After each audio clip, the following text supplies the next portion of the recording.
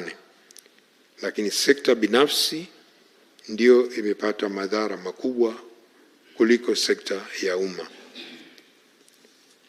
Ushahidi na waathirika wengi waliopoteza mali binafsi unaonyesha machungu waliopata na wanaendelea kuwa nayo.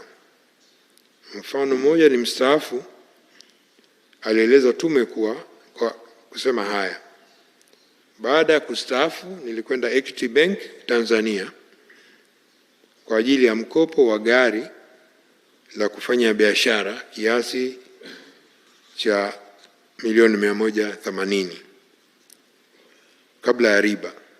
Nikanunua tipa la mchanga lenye namba ya usaili ambapo kila mwezi nilikuwa narejesha milioni 6.9. Gari hilo baada ya kuinunua ilikuwa inaegesha kwenye eneo la TANROADS Kimara Temboni baada ya kazi.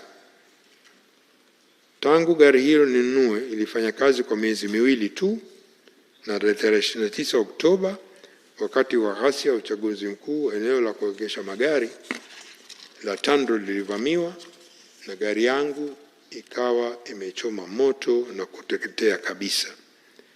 Nimejaribu kupata msaada kwenye bima, ila imeshindikana kwa kuwa nilikuwa na bima ya kawaida kubwa comprehensive na sio bima ya majanga ya kisiasa, political risk insurance.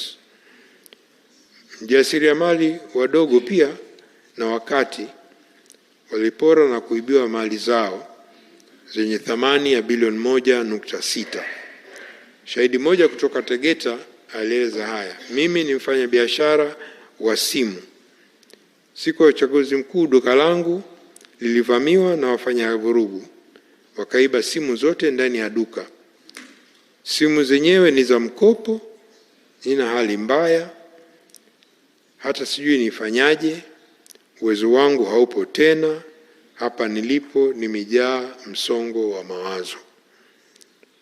Kuna uwezekano wa tathmini ya mali zilizoharibiwa au kuibiwa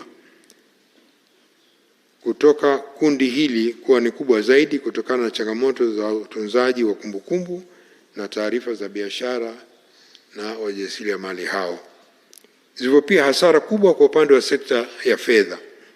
Kwa mfano, jumla ya shilingi milioni 621.7 ziliporwa na kuibiwa katika ATM